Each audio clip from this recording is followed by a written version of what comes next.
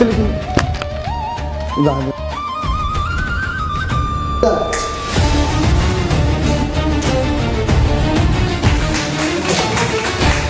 Fluffy. Sleeping girl.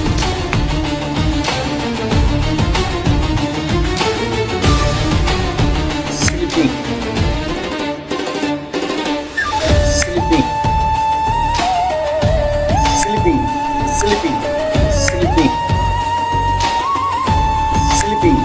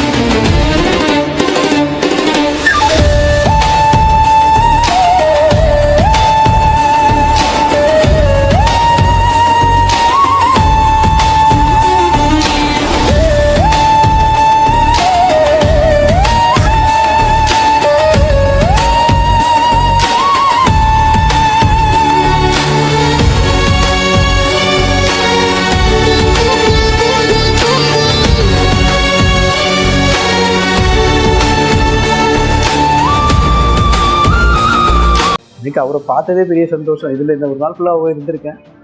ரொம்ப சந்தோஷம். நாங்கள் ரொம்ப மகிழ்ச்சியாக இவ்வளோ ஈஸியாக கிடைக்கும்னு எதிர்பார்க்கல. அவ்வளோ நல்லா கிடைச்சிது. குரு ஐயா அவருக்கு மிக்க நன்றி. அவர் பார்த்தது, அவர் பேசுனதே, அதுக்கே நம்ம என்ன வேணால் பண்ணலாம். மிக சிறப்பான ஒரு பயிற்சியை மிக எளிதாக நமக்கு புரிய வச்சு, அவர் என்னங்க ஒரு ஒரு பிரமிப்பே இல்லாமல், பிரம்மண்டமே இல்லாமல் 10 பேரில் ஒருத்தராக வந்த உள்ள வராங்க. எதிர்பார்த்து வந்தது வேற, நடந்தது வேற. வெளியே லாங் இந்த வகுப்பு பார்த்தீங்கன்னா இந்த பிரபஞ்ச ஆற்றல் வந்து ஐயா வந்து நமக்கு வந்து தெளிவாக சொல்லி கொடுத்துருக்காரு. ஹிப்னாட்டிஸை பற்றி தெரிஞ்சுக்க வந்தேன். அது மூலிமா கடவுள் அப்படின்றத தெரிஞ்சுக்கிட்டேன். இந்த பிரபஞ்சம் என்னன்னு தெரிஞ்சுக்கிட்டேன். மனசு என்னன்னு தெரிஞ்சுக்கிட்டேன்.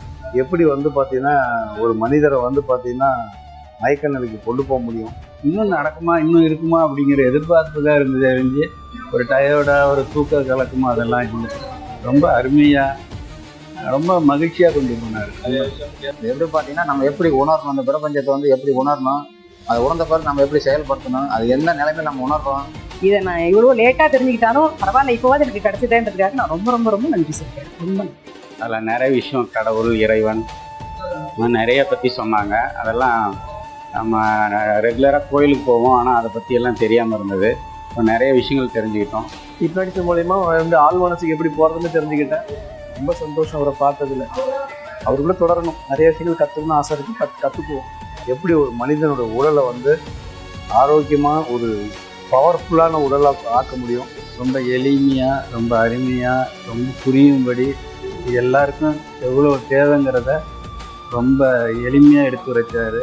எங்கள் ஐயா எடுத்த வகுப்புக்கு நேரில் வரும்போது லைவாக 4 பேரை வச்சு எப்படி பண்ணுறது அப்படின்ட்டு சிறப்பாக சொல்லி கொடுத்தாங்க. ஹிப்னாட்டிசம் கிளாஸு சிறப்பாக இருந்தது. இந்த உடலாம் உயிரை எப்படி நம்ம வந்து உணர்ந்திருக்கோம் அந்த மாதிரிங்கிறது வந்து தெளிவான ஒரு புரிதல் சொல்லி கொடுத்ததில்ல. ஏன்னா இல்லைன்னா இந்த மாதிரி ஒரு அருமையான வகுப்பு வந்து எனக்கு தெரிஞ்சிருக்காது.